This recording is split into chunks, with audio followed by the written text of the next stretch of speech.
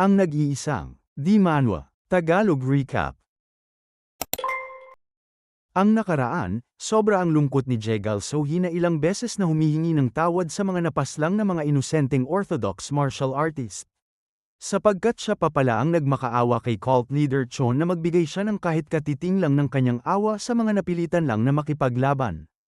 Pati si Chon In-ji, ang lolo ni Chon Yo-woon ay hinihimok na rin siya na kaawaan niya ang mga inosenteng orthodox martial artist dahil ang isang totoong pinuno ay alam kung kailan magbibigay ng gantimpala at parusa. Kaya kahit na may hinanaing pa rin si Chon Yo-woon sa Murim Alliance ay pinagbigyan na niya lang ang mungkahi ng lolo niya na bigyan ng awa ang mga inosenteng orthodox martial artist. At may idadagdag daw siyang isang bagay sa orihinal na estratehiya ni Jegal Sohi.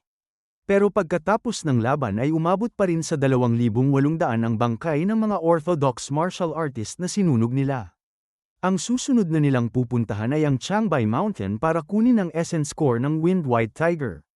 Sa kabilang dako naman ng Mount Huang ay ginamit na ni Himok ang kanyang abilidad na paliparin ang mga espada para isa-isang paslangin ang mga ordinaryong miyembro ng Blade God 6 Martial Clan.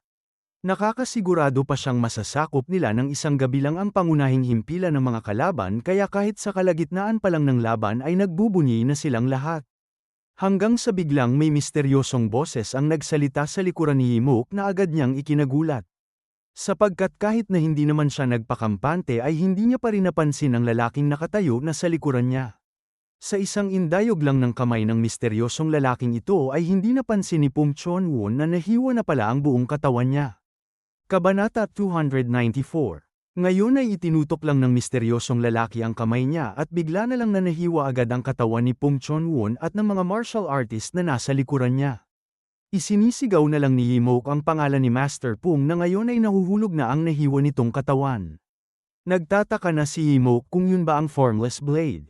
Tanong niya sa sarili na sa isang simpleng galaw lang ng kamay ng misteryosong lalaki ay sapat na yun para paslangin silang lahat. Kaya nanginginig na ang boses niyang tinanong kung sino ang misteryosong lalaki. Ang mayabang lang naman na sagot ng lalaki ay siya ang nasa pinakatuktok ng lahat ng blade arts.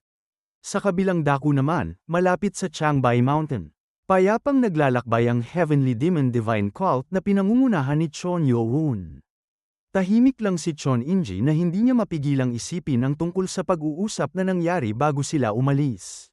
Binati siya ng Amitabha ng monghe na sinabing kailangan niyang bayaran si Lord Chon dahil salamat sa kanya ay nakaligtas ang mga monghe ng Shaolin. Kaya inilantad niyang ang combative divine na si Arkway na nasa Changbei Mountain ay isang halimaw. Ang isang atake lang sa kanya ay sapat na para paatrasin ang mga masters ng Martial Alliance. Hindi dahil sa minamaliit nila si Demon God kaya gusto nilang maglaban silang dalawa ni Arkway. Ito ang sinasabi ng matandang monghe na si Master Gu Chun, ang monk Zen master na galing sa Hidden Recluse Forest. Bilang miyembro ng Murim Alliance ay hindi niya sinusuportahan si cult leader Chon pero bilang monghe ng Hidden Recluse Forest ay ayaw niyang malagay sa panganib ang apo ni Chon In-ji. Amitabha, at hinala niya lang naman ito, pero nung araw na hinarap nila si combative divine Arkway ay mistulang pinoprotektahan niya sila laban sa isang bagay. Kaya imbes na pinipigilan niya silang pumasok sa Changbei Mountain ay mas nagmumukhang pinipigilan niya silang lumapit sa lugar kung saan naninirahan ang mga mababangis na hayop. Nung bumabalik na sila ay nakaramdam pa sila ng nagbabantang killing intent, nung una ay akala nila kung nanggagaling yun kay combative divine pero hindi pala nanggagaling yun sa kanya. Napapaisip na lang si Chon In-ji sa ultimate realm na hinihiling ng lahat ng mga martial artist na makamit, kung saan pinapahintulutan nito ang isang individual na makapagpalabas ng napakalaking puwersa gamit lang ang pinakamaliit na posibleng galaw. Dahil sa napatunayan na kaya itong gawin ni combative divine ay hindi na nakakapagduda na naabot na niya ang pinakatuktok ng martial prowess. Kaya hindi pagmamalabis na ituring siyang pinakamakapangyarihan na martial master sa buong Hyanghu. Pero sa kabila ng lahat ay hindi man lang nag-aalala o nanginginig si Chon Yo-woon sa mga nalaman niya. Ito ba ay dahil sa ayaw niyang mag-alala ang kanyang lolo o dahil sa sapat na ang kanyang lakas para kalabanin si Arkway?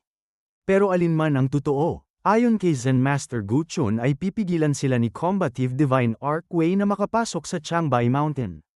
Kaya kahit anuman ang mangyari ay mahahantong pa rin ang sitwasyon sa away.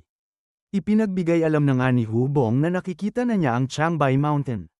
Masaya pa niyang sinabi sa kanila na mayroong sagradong lawa sa tuktok ng Changbai Mountain na kayang abutin ang kalangitan. Sinabihan lang naman siya ni Baekgi na tigilan na niya ang pagiging dramatic. Sinabi na ng gumagabay sa kanila kay Chon Yo-hoon na simula ngayon ay hindi na niya alam ang daan. Tumango lang naman si Chon Yo-hoon na sumagot, habang iniisip na gaya nga ng mga haka-haka ay may mayamang espiritual na enerhiya ang nanggagaling sa kabundukan. Ito raw ang perpektong lugar para magsanay ng internal energy. Pero hindi pa rin nararamdaman ni Chon Yo-hoon ang presensya ni Combative Divine. Iniisip na niya lang na malalaman niya rin kapag nakalapit na sila, kaya inutusan na niya silang sumulong na. Isa-isa na ngang pinabilis ng mga martial artist ang takbo ng mga kabayo nila.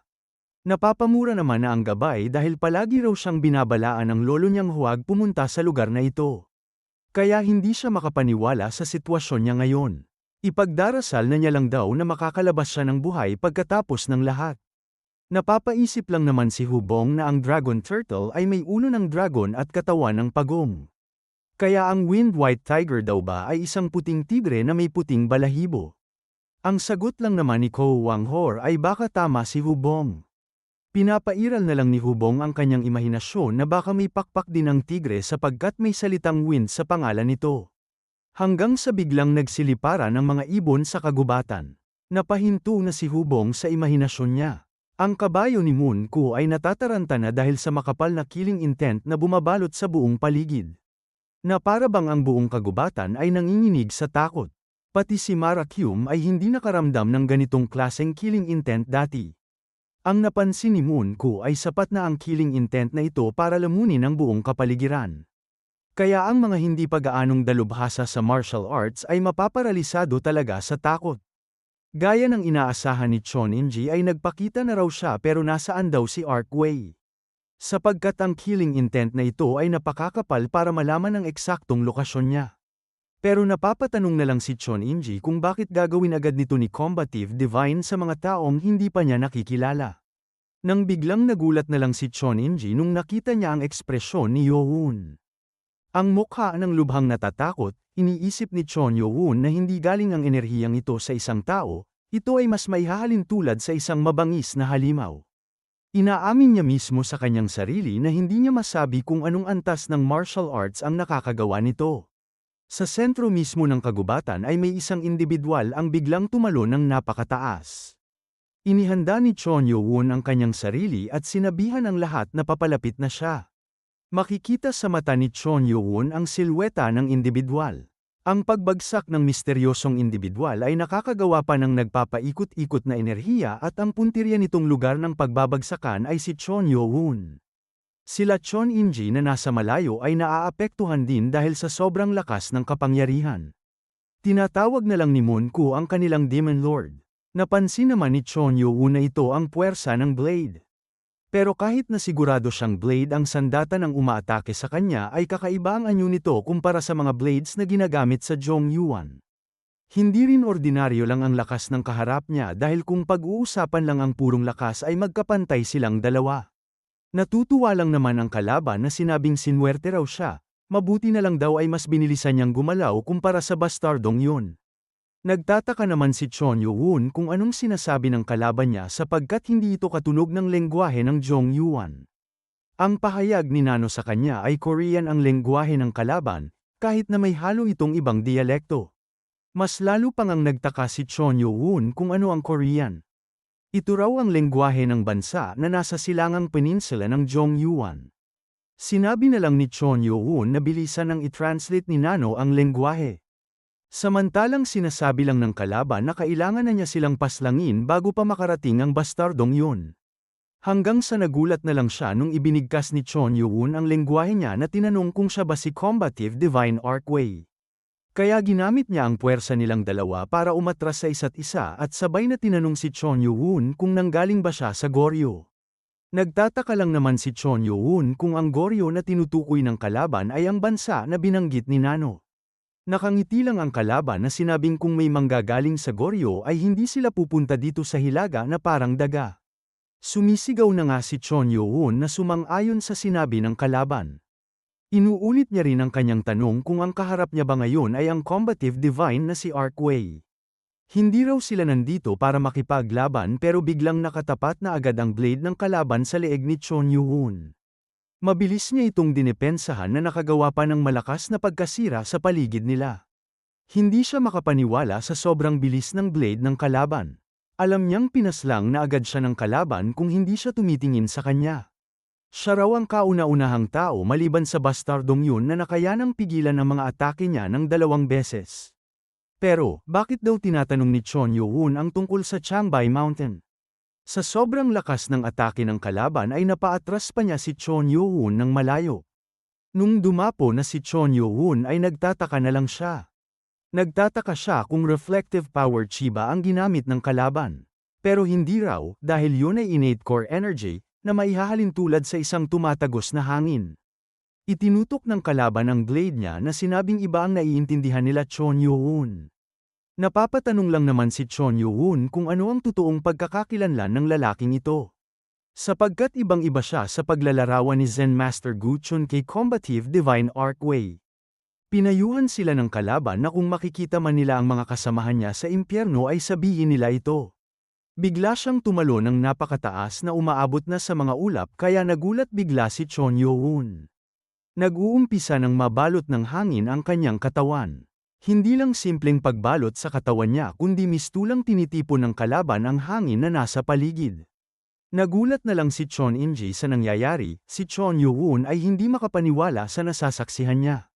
Sapagkat unti-unti nang may namumuong buhawi sa kinaroroonan ng kalaban niyang lumulutang na sa ere. Natutuwa lang naman ang kalaban na mistulang napapalitan na ang kanyang anyo. Sinabi niya sa kanila na hindi ito ang Changbai Mountain kundi ang Baekdu Mountain.